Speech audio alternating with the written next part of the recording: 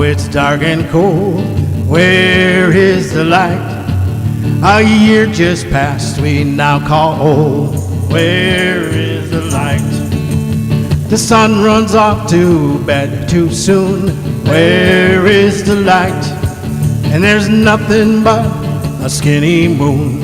Where is the light? Can you tell me where is the light? Where is the light? Where is the light? Oh, the light's inside. I mean, the plug is there too.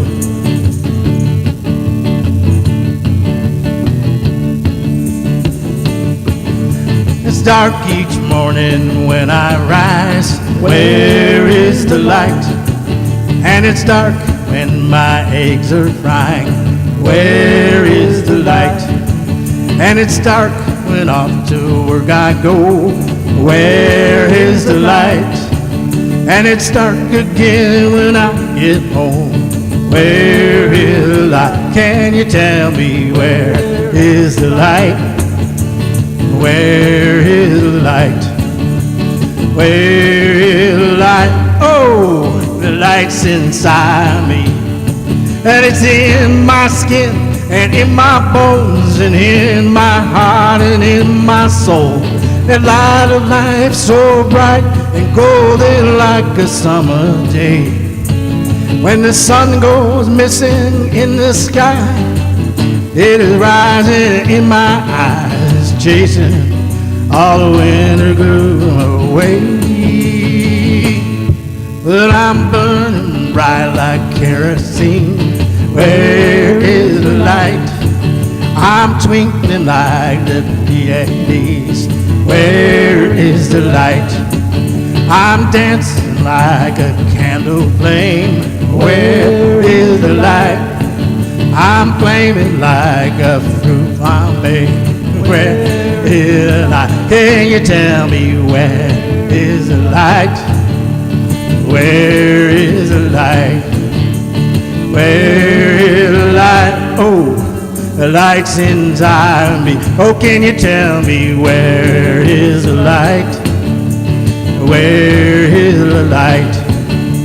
Where is the light? Oh, the light's inside me. Oh, this little light of mine, I'm gonna let it shine. This little light of mine, I'm gonna let it shine. This little light of mine, I'm gonna let it shine, let it shine, let it shine, let it shine. One more time, everybody, come on. This little light of mine, I'm gonna let it shine, let it shine. This little light of mine, I'm gonna let it shine. This little light of mine, I'm gonna let it shine, let it shine, let it shine, let it shine.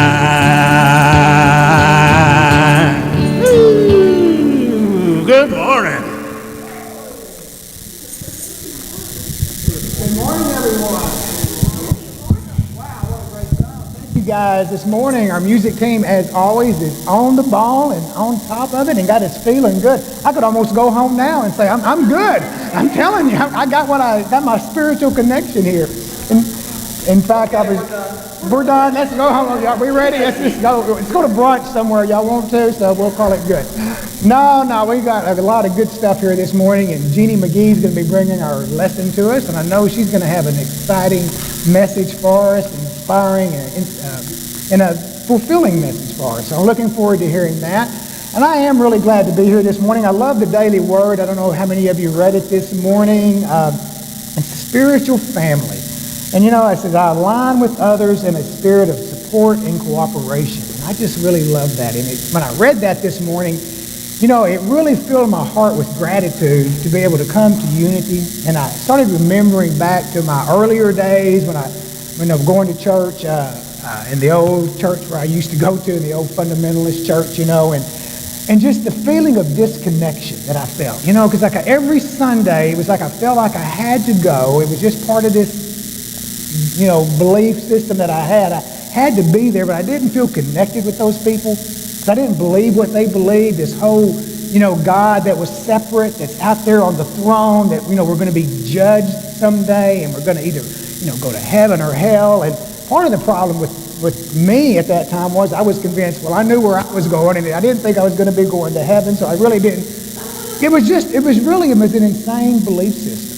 And I think about that. It was an insane belief system that I tried to adhere to, and I thought there was something wrong with me because I couldn't conform my thinking to believe the way they believe. So there must be something wrong with me. And what I realized today is there was nothing wrong with me. It was just a different path. And those people, they're believing what they're believing, and that's fine. And I wish them well. But I'm glad today that I can come here where I can feel a connection to each and every one of you and know that we are a spiritual family. So I want to begin whenever I get a chance to open. I always like to open with the invocation because I think that really takes us back to where, what we really are. So if you want to, you can say it with me or just listen.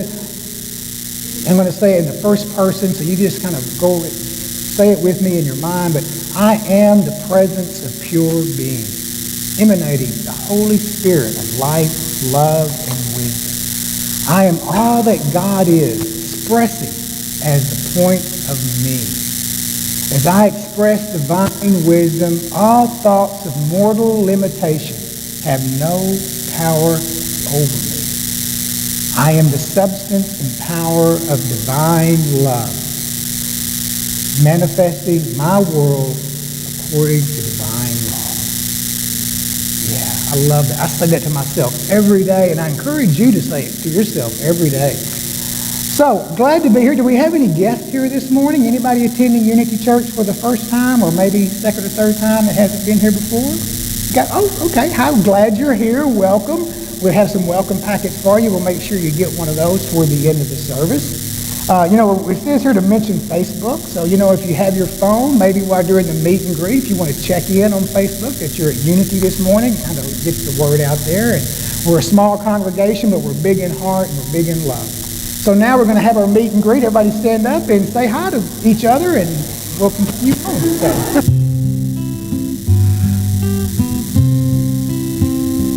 It's in every one of us to be wise. Find your heart, open up both your eyes. We can all know everything without ever knowing why. It's in every one of us, by and by. It's in every one of us to be free. Find your heart, open your eyes and see. We can all have everything without ever knowing how. It's in every one of us here and now.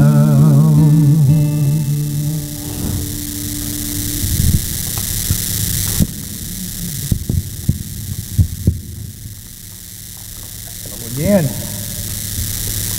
we come now to this part of the service. We want to kind of bring our thoughts and our minds in from the outer world and prepare them to hear the message that we're going to have today. I want to first of all bring attention to the Christ candle, which Jeannie just lit. The Christ candle is that light, that little light of ours shining within us. It's more significant, I think, in the wintertime when the days are dark and are short and the nights are long and it's dark and it seems like the light of the world kind of dimmed, and that's when it's most important to let our light shine. So Let the Christ candle represent that to each of you this morning. We also have our prayer box here. For those of you who are familiar with Unity, you know that prayer is the foundation of Unity Church. Any prayer requests can be placed in the box. They are prayed over for 30 days here, and then they are sent to Unity Village where they're prayed over for another 30 days. So any challenges, any joys, any celebrations that you may want to have prayed over, be sure you put them in the prayer box. The daily word, we mentioned that, is spiritual family. We are all here together as spiritual family, and you know the real epiphany will come when this world realizes that we're all spiritual family. You know, I was reading something this week, a lecture by Rudolf Steiner, and it's taking us back to the thought that before we ever incarnated in physical bodies, we all came from the same spiritual pool. And we all come from one, and we're all going to return to that one source at one time. Truly, on the spiritual level, we are all family. We are all one. I'm going to do the prayer. I brought the book up. I wanted to put a plug in for this book by Linda Martella Whitson, How to Pray Without Talking to God. And as many of you know, this is, part of what we're doing now, this more of this affirmative prayer.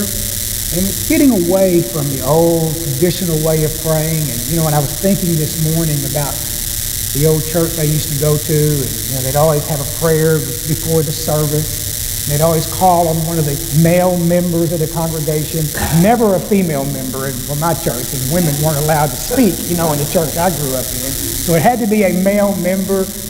And whoever it was would stand up and make great fanfare, and he would get down on his knees and do, "Dear God in heaven, hallowed be thy," and just make these. Any of y'all grow up in a church like that? I don't know if you ever did or not, but it was just.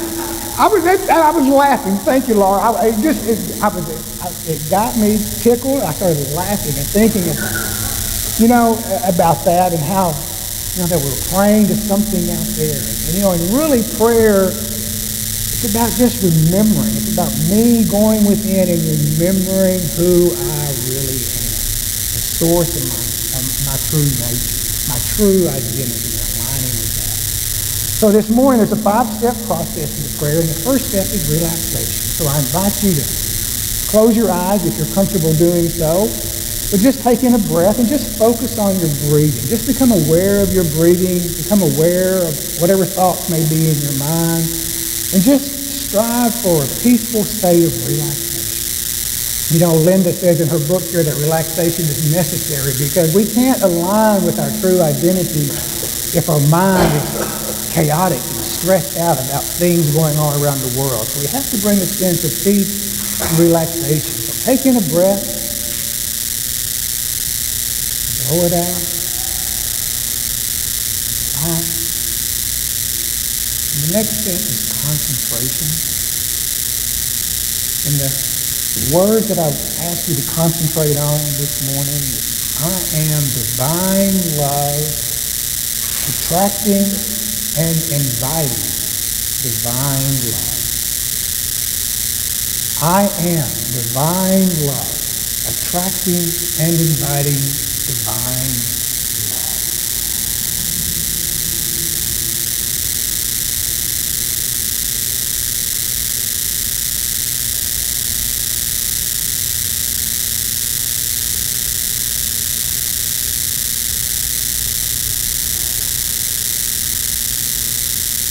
Sit with that thought in silence. We come to the realization that I am love, that you are love. And I can choose to think expansive thoughts and see beyond the limited views of old ways of thinking. I open my mind to God-inspired thinking. I combine my imagination with my faith and see possibilities I never saw before. I am love. Say thank you, thank you, thank you. So it is. Next, we have our statement of being. This is the opportunity. I ask you all to please say it with me. I am an individualized expression of God. I am ever one with this perfect life, perfect love, and perfect substance. So I'll turn it back over to our music team. Thank you, Travis. Yeah, I don't know how many of you have noticed Robert's new U bass. I know it looks kind of like a ukulele, but it's a bass, and it's awesome. It's a bass-a-lele.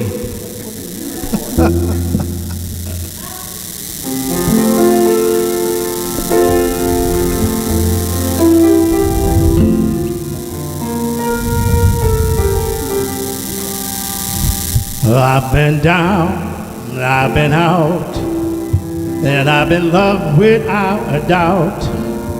I felt the rain and suffered pain, and I've had joy enough to shout. And there's a chance that there's a pattern, and ebb and flow life you see. When you're down, just let the down be, and when you're up, take in the happy. I won't let misery eat at me. I won't let life defeat me. I see the bigger picture when life gets me down. There's more to life than sorrow. That's why they made tomorrow. So take in the happy. Take in the happy. Take in the happy. And the happy's around. Take in the happy, bask in the happy, take in the happy, and I've been smacked, and I've been whacked, and I've been hugged 100 times. I've been boldly teased, forgotten, and I made these silly rhymes. Now there's a chance that there's a pattern, and ebb and flow life you see. When you're down, just let the down be, and when you're up, take in the happy. I won't let misery eat at me. I won't let life defeat me. I see the bigger picture when life gets me down. There's more to life than sorrow. That's why they made tomorrow. So take in the happy. Take in the happy. Take in the happy. While the happy's around. Take in the happy. Bask in the happy, take in the happy.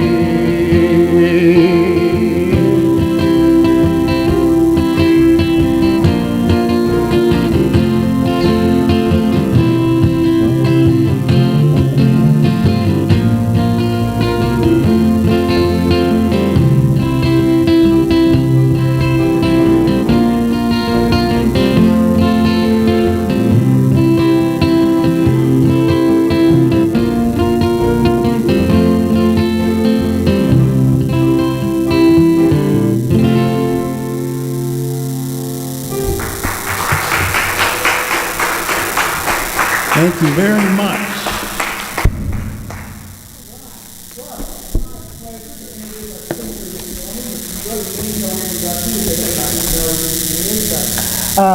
I'm really excited about hearing her talk. The title is Joyful Resilience. And I think that's really cool. I was doing a little paint project yesterday at my office, and so I spent hours listening to podcasts. I probably spent most of that was listening to Paul Hasselbeck. And I tell you what, if you want to change your consciousness, listen to about 6 hours of Paul Hasselbeck on his Metaphysical Rock 2 podcast. And one of them was on resilience, on the spiritual quality of resilience, and one of them was on joy, on the spiritual principle of joy. So I'm really excited to hear what Jeannie's going to bring to us. Y'all all know who this is. Jeannie Mcgee is our board president. She is our leader at this particular time. She is the foundation, the strength, the pillar of Unity Church of Little Rock. That's just the truth, Jeannie. You may as well just accept it and own it. And she is truly, in all the dearest, most loving sense of the word, our church lady, and we love her to death. Let's welcome Jeannie Mcgee.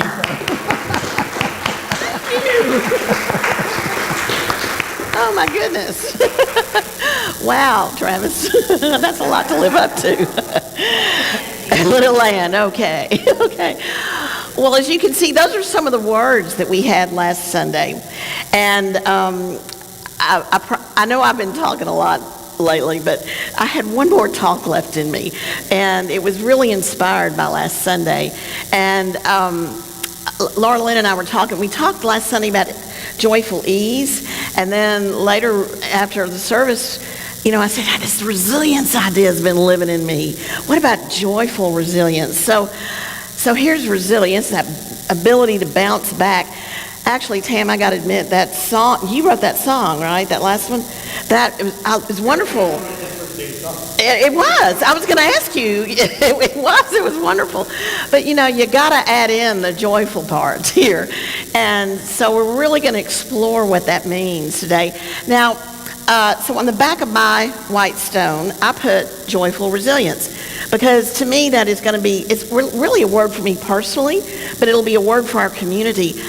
But you do not have to use that as the community word. If you think of something that you want to add that would,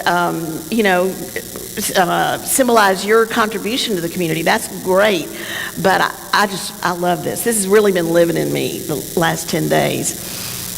And by the way, you can find so much information on on resilience. And I didn't realize that Paul had done a talk on that. It really is a spiritual quality. It has very much a spiritual dimension. This is one slide I found. Mindfulness, gratitude, optimism, self-compassion, and regret. And then, I added another one that came up yesterday in the board meeting, self-care. And to be resilient, you have to appreciate your own self-care. And sometimes I do ignore that, but like this morning, we are missing two key people. Linda Strickland and Jeannie Bailey are both home with a bad cold, and they were here yesterday at the board meeting, but we all encourage them to take care of themselves. We can't let any of us burn out, So, and I'll be talking more about that as we go along. And here was another slide I found. And again, you see the physical dimension. So there's that self-care. I know these words are small. Don't worry, you don't have to be reading those. But I just thought that you can find even an institute of resilience. Resilience abounded on when I did the Google search. But you see, the spiritual component is really important. But I want to focus on something that came from my math education background. There was a researcher, Carol Dweck, and she researched the power of people's beliefs. And at the beginning of her career, she was interested in the idea of failure. And failure, well, let me tell you, if you get in the arena at all, you are going to fall. We all experience failure at one time or another. Well, she wanted to study children's response to this, so she gave children increasingly hard problems to solve. And there were some children that actually enjoyed the failure. They loved the challenge. They were learning from their failure. Who were these children? She asked. So, intelligence is not either you got it or you don't. Scientists are learning that people have more capacity for lifelong learning and brain development than they thought. You've heard of the plastic brain, the plasticity of the brain. I know that there's this famous story, Jill Bolte Taylor, that had the stroke and had to totally recondition her brain. And she's totally come back from that. But it's a wonderful book to read. But that is a wonderful example of how brain development is not a fixed thing. And so Carol Dweck learned that this view or belief you adopt for yourself about how you learn profoundly affects how you lead your life. There's either a fixed mindset or a growth mindset. And these are just words, but it was a good construct. And it works especially works in mathematics education. That's a fabulous place to start with this research, because I know there's many of you out there that say you don't have the math gene, and I heard that a lot from students. I can't learn math. I can't do math. Parents say, well, my kid can't do math. And I can't do math, so therefore they can't do math. They inherited that. But then we were talking at NBC Tuesday night, and Dave, our artist, said, hey, I hear that all the time about art. And Tam said, oh, there's a lot, I hear that a lot in music. And he said, people will say they can't sing. And he said, well, maybe they shouldn't sing in public, but everyone can sing. So there's that idea of being fixed and being willing to grow. Now, don't worry, I know you can't read any of this, but this is one thing I found when I found about the mindsets. And so there's just different ways we approach things. Like in the fixed mindset, it's a desire to look smart, and therefore you have a tendency to avoid challenges, to give up easily, to see effort as fruitless. You ignore useful negative feedback, and you feel threatened by others' success. You're always in a game to prove yourself, to prove that you're smart enough. Now, if you're in the growth mindset, then you have a tendency to embrace challenge and to persist in the face of setbacks. And you see effort as just a path to learning and to mastery. You learn from criticism. You find lessons and implications in the success of others. You relish working with people. So that's what I found on the internet. But I wanted to tell you a story that's really going to illustrate this. So it's about me. This is way back in, I think, 1982 or 3. That's way back now. But anyway, so I was, that was when my soon-to-be ex-husband one weekend before Christmas was taking my 2 children for the first time for his weekend of visitation.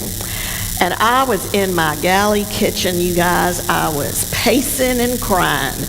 And I was thinking, what am I going to do? Here's Christmas. We're getting this divorce. I was in despair. And I paced in that kitchen so much, I would have done thousands of steps on this Fitbit. But that was kind of meditative. And I really wasn't in unity back then. I was a good old Presbyterian then. But out of that pacing and crying emerged this, what do you really want? What do you really want to do? What's your passion?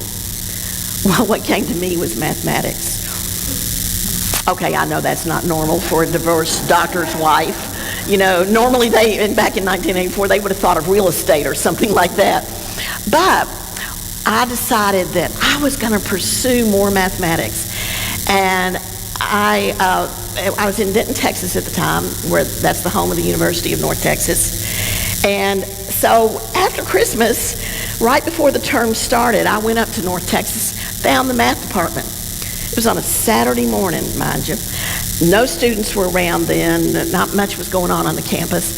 And I went into that math department, and I found Dr. John Ed Allen in his office, and it was very quiet. And he was shocked. And that poor man did not know what was about to hit him, because I was determined I was going to get into this program. And so I brought a couple of my old textbooks and my transcripts, and I said, here's what I've done. And I had taught math back in Georgia some, as well as, had an undergraduate degree. I think I had a master's in Georgia too. But at any rate, I convinced him, and he said, and here I was about, 32 at the time, something like that. And he said, I'll tell you what, Ms. McGee, you're older than most of our students. Okay, yeah, I knew that. But I'll give you 3 weeks to sit in on some classes, and we'll just see how you can do. Now, he thought that was going to placate me, and he didn't have much hope for me, I don't believe. So I got in those classes, and you guys, I was a student of the new math. So I grew up with mathematics out of the box. I grew up reasoning and learning to do proof. Now, I was competing with some 20-year-olds, and by then the pendulum for math ed had swung to back to basics. You know, the answer getting kind of math. And so they were talented kids, but I had it in spades over them, over being able to do proof, because that's the way I had grown up learning mathematics. And so, well, it stuck.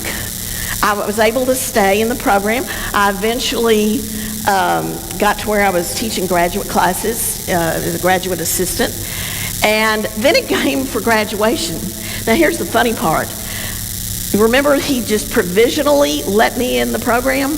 When I went to apply for graduation, do you know that they didn't have me as a graduate student? I had never formally applied. And man, you talk about an example of asking for forgiveness instead of asking for permission. So everyone scrambled and they got me official. And indeed, I graduated. And that's not a real clear picture. But and in fact, I look at that and I think, oh my God, look at that woman. She could conquer the world. So, you know, I had dark hair back then. Anyway, I did graduate, and I had many more examples of this growth mindset. And I could tell them to you. Now, Grayson and Sloan and I, when we get into storytelling sessions, we go, and then. No, I'm not going to go on and on. But guess what? For all my stories of a growth mindset, I could tell you some places where I'm kind of fixed too. I think that happens to all of us. But here's the good news. Mindsets are not a permanent thing. It's just a thing of consciousness and awareness. And a good example of this is old Groundhog Day. Remember that movie? Now, do you remember how he started out in that movie? He just went through the day over and over, and he hated it, and but eventually he learned that he could approach the day differently. So he started finding the people that he could help, because he knew what was going to happen, And he learned to play the piano, I believe. And, he just changed his life in that one day because he eventually adopted that growth mindset. So that is really good news. We're not fixed. So, now isn't mindset just a part of our consciousness? So, of course, we got to integrate this into our unity principles, because our wholeness and our wholeheartedness, words that you all brought up last week, actually they depend on the integration of all of our experiences, including the falls. Let's see. So in unity, we know that we create our own reality. Now that is the third principle in unity. And it's based on our thoughts, ideas, beliefs, and images. The tibbies, as Paul would call them, Paul Hasselbeck. And he's also added, it's also based on our feelings we hold in mind. And we raise consciousness by upgrading one tibby and feeling at a time. We don't have to do the whole thing. So, in the newsletter this week, I wrote about this process to change a belief. And if you all want to go along on this journey, I'm going to add to this every week. But he starts with faith and elimination. And so you think of what's a belief you wish to eliminate, what's in it, probably a limiting belief, like I'm not good enough, and then write an accompanying denial statement for that. You're going to determine to give no power to that statement. And then write a belief you wish to acquire. And it could be, I am good enough in every way and I contribute to the world around me, something like that. I know when I worked with Paul, we kept working on these, I thought I was working on these little detailed, mundane things, and he said, no, here's the deal, Jeannie, you're whole and perfect. Okay. I mean, that's something, that's hard to accept for a while. But as I worked through this process, I started beginning to accept that and know that that was at my core, not all this other stuff that's around us all the time. And what you start thinking about was, well, how do you use faith with the belief you're eliminating?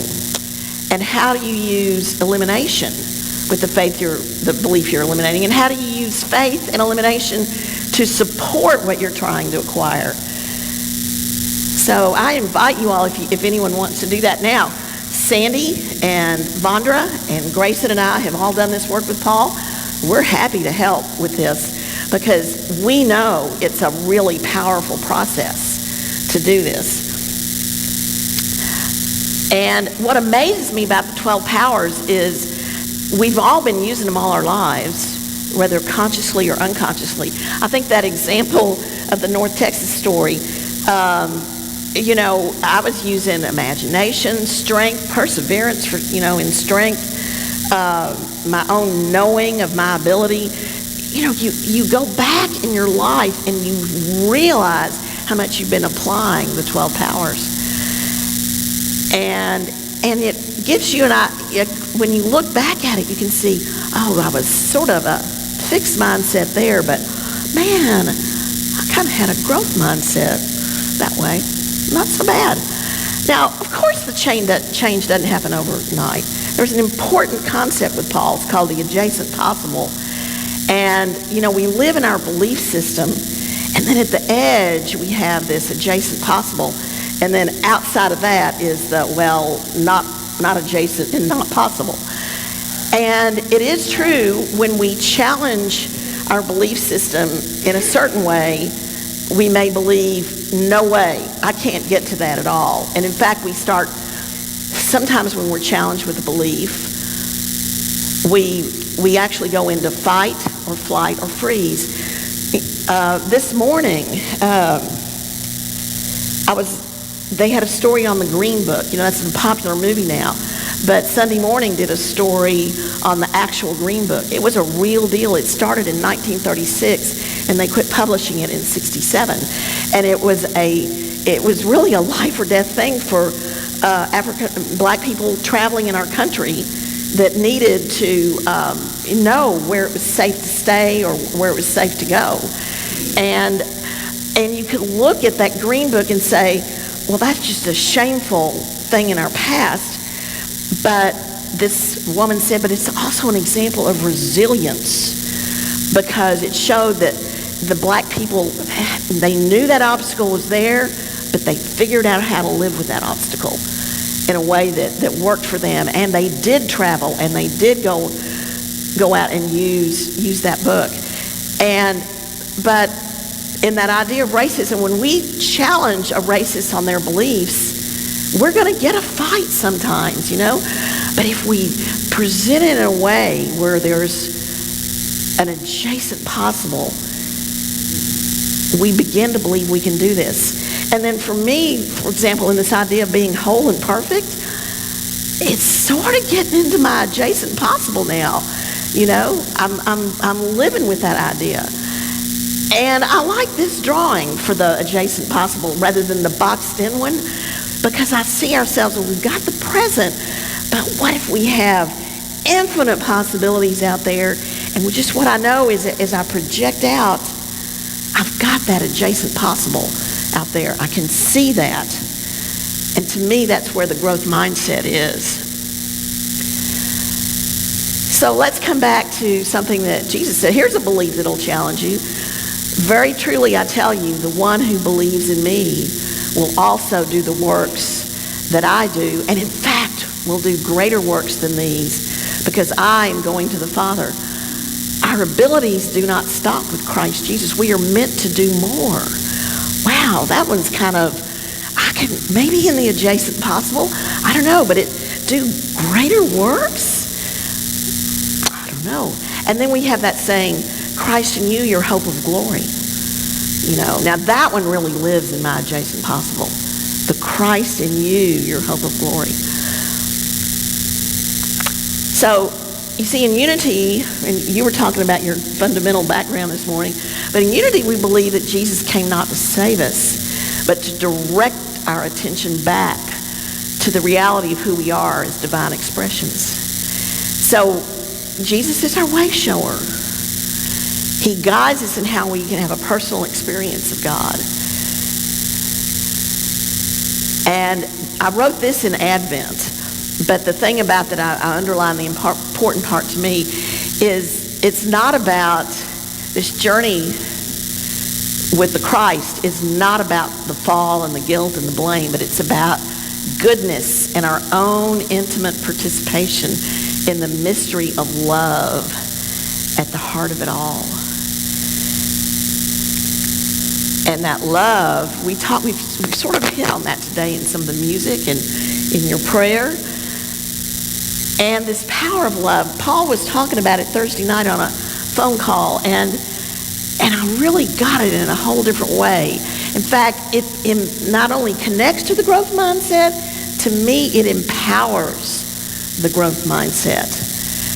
Love resides in us as a desire of what we really want. It first works in our consciousness. In fact, that's really the main place that we can make changes, is in our consciousness. But then as the desire builds, we might act to make something actually happen. And he gave an example of eating chocolate, which, okay, that's kind of a mundane one, but if you think about it, you know, you start thinking about chocolate and you desire it so much, you go get yourself some good chocolate. And in fact, he was talking about it so much on the call, he inspired everyone else to want chocolate. But let me give you another example of here in this church. I felt talking about Bill Bennett, who does the hootenanny. I've been hearing about that hootenanny. And, you know, it's up and down, but you had a desire to bring musicians together, and you love your music so much. It's your love of your music and playing together and growing. And sure enough, I'm hearing that people are really gathering to experiment and just in a kind of a non-threatening, it's not performance, it's just getting together. And that was your vision, Bill, and you're making it happen. And I think I think word of mouth may be spreading, and people are coming in to practice things and to play around. I think that's wonderful. That's a great example of how desire builds into action. Great example of the growth mindset. So now, right now here at Unity, we had a great board meeting yesterday, and we went around and checked in with everybody, but we know we're at a critical juncture. We're both turning the corner. We're really feeling that, but we're also feeling the fragility because we're all working at maximum effort, you know, as hard as we can. And so we've got to be careful about that. So we need that growth mindset, but there's other things we're going to be needing, like the support and cooperation. That's going on right now, and I'll talk more about it later, but I think the first thing is believing that we can do that, and I think we're kind of getting there. So I'm leaving you with these questions, and we're going to go into a bit of a meditation, but think about your own personal stories of a growth mindset and tap into them. It was funny, I was laughing on the couch thinking about that North Texas story. You know, I said, I can't believe that I did that. I look back sometimes and tell those stories and go, how did I do that? And then think about what our stories are that show the growth mindset. And what will our new stories be? I want us to share these stories and support each other. So let's just take a moment to get into some silence. And if you so desire, take a breath and try to bring a story of your own, of growth, where you know that you reached out beyond into that adjacent possible, and bring that story into your heart.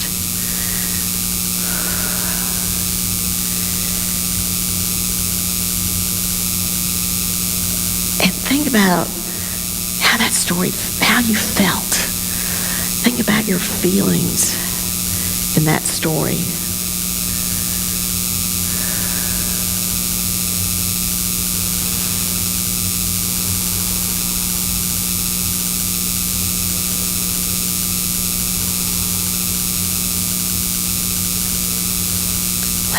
story, just expand your heart and make a space within you.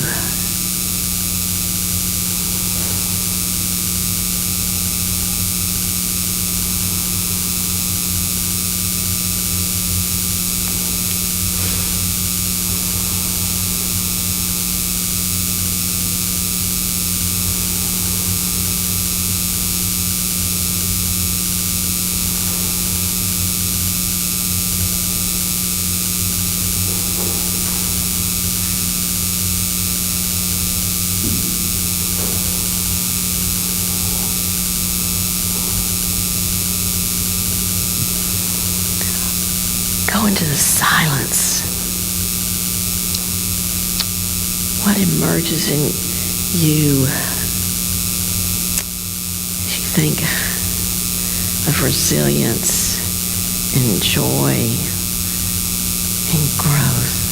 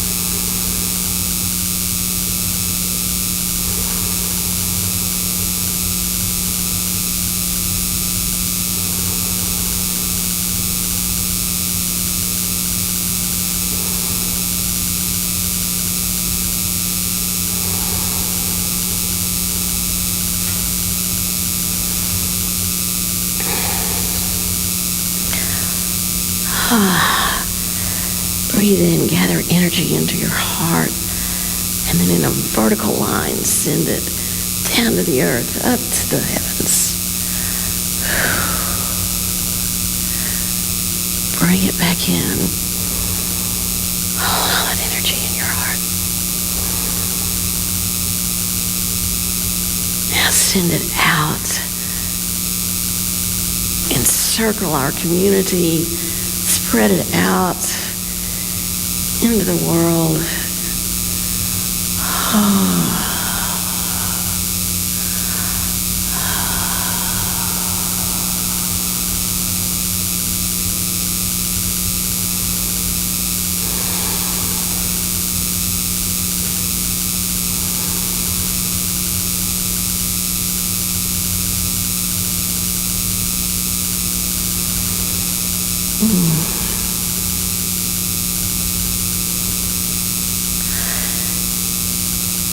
As we come back into this room,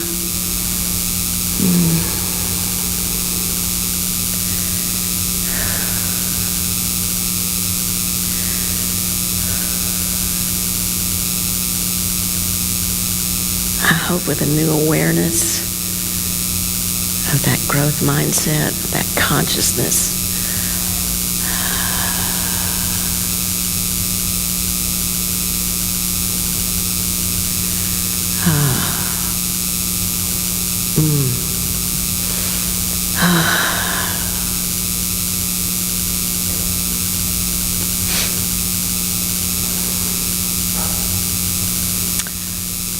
let us come back.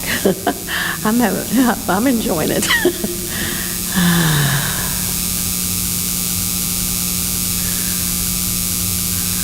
Okay. Let's see.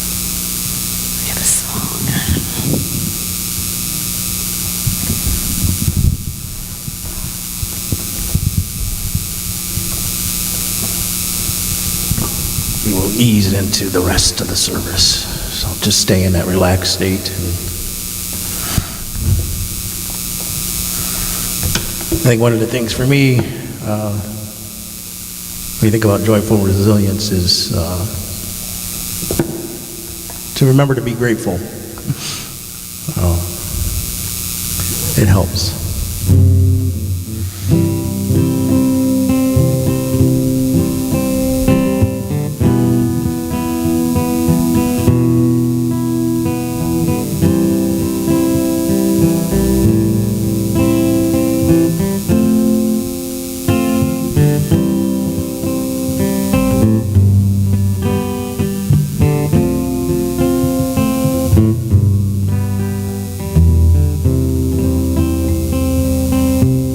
I am so blessed. I am so blessed. I am so grateful for all that I have. I am so blessed. I am so blessed. I am so grateful. I am so blessed. I am so blessed. I am so blessed. I am so grateful for all that I have. I am so blessed. I am so blessed. I am so joyful. I am so blessed.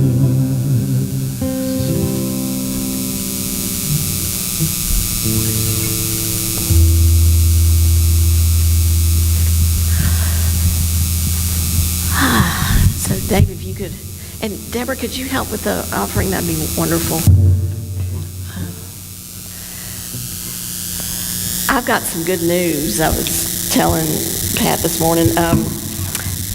It's kind of preliminary. I haven't finalized the financial report for the year, but y'all, I think we came out $271 in the plus this year. I think that's great. And I'm probably going to tithe that very amount to Silent Unity for all the prayers we've requested and so forth. But come on down, and but don't let us stop there. I think that means that we can go on this year, and I don't know what's going to happen. And Robert and I were talking about a new sound system that I think is going to be doable.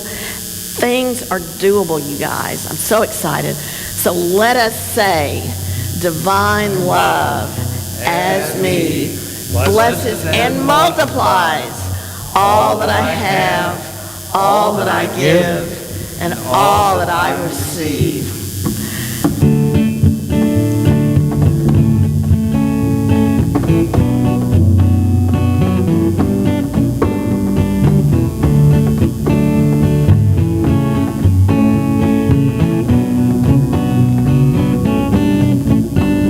If this life is one act, why do we lay all these traps? We put them right in our path when we just want to be free. Not waste my days making up all kinds of ways to worry about all things that will not happen to me. So I just let go what I know I don't know, and I know I only do this by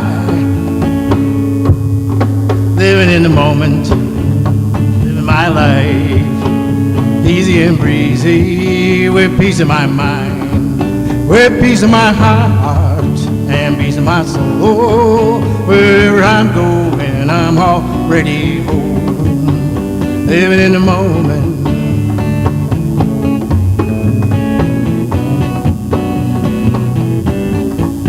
I'm letting myself off the hook for all the things that I've done. I've let my past go past, and now I'm having more fun. Go the thoughts that do not make me strong. I believe this way can be the same for everyone. If I fall asleep, I know you'll be one who always reminds me. Live in the moment, living life easy and breezy, with peace in my mind, with peace in my heart, have peace in my soul. Where I'm going, I'm already home.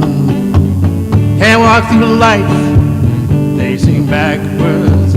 I have tried more than once to just make sure, and I was denied the future I'd been searching for. I spun around and hurt no more by living in the moment. In my life, easy and breezy, with peace in my mind, with peace in my heart, got peace in my soul. Where I'm going, I'm already home. Living in the moment and just living my life, just taking it easy, with peace in my mind, got peace in my heart, got peace in my soul. Where I'm going, I'm already home. By living in the moment.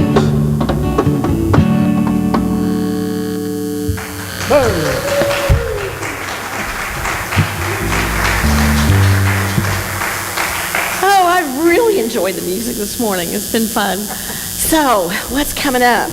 Well, we have Sounds of Unity this Friday night with, is it Suzanne Smittle? Yes, you've got the flyer. Stephanie Smittle.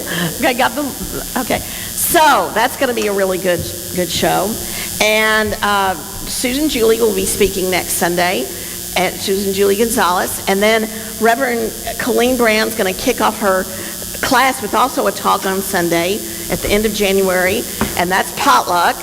The more information will be coming about that. The classes, there are going to be 4 classes, 2 hours each, from 1 to 3, and preceded by a light lunch, and like a soup and sandwich type of lunch. So I hope that we'll all get organized for that wonderful class that's coming up.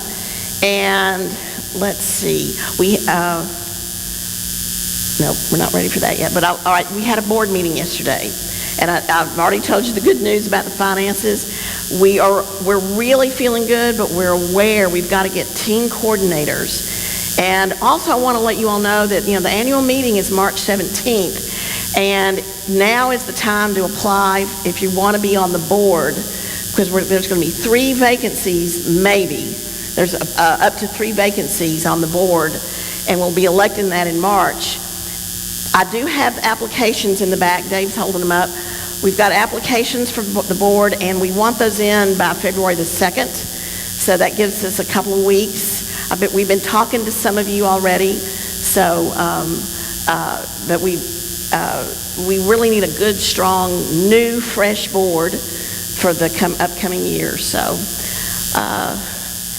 I don't know, Bill, was there any other thing about the we're going to, of course, post the minutes, but is there anything else that we needed to add about what happened yesterday? I think that pretty... Yeah, we'll be talking about that for sure. Yeah, we've got some good ideas. So, all right, so stay tuned and come out Friday night, because it is great music and great fun. So let us now gather together and close the service.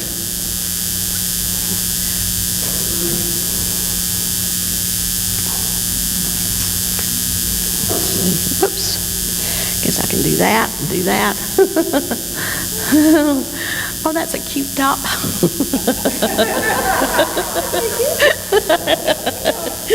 Hold on here. Okay. Let us say together, the light of God surrounds us. I am light. The love of God enfolds us. I am the love. The power of God says, I am the power. The presence of God watches over us. I am presence. Wherever we are, God is. and all is well.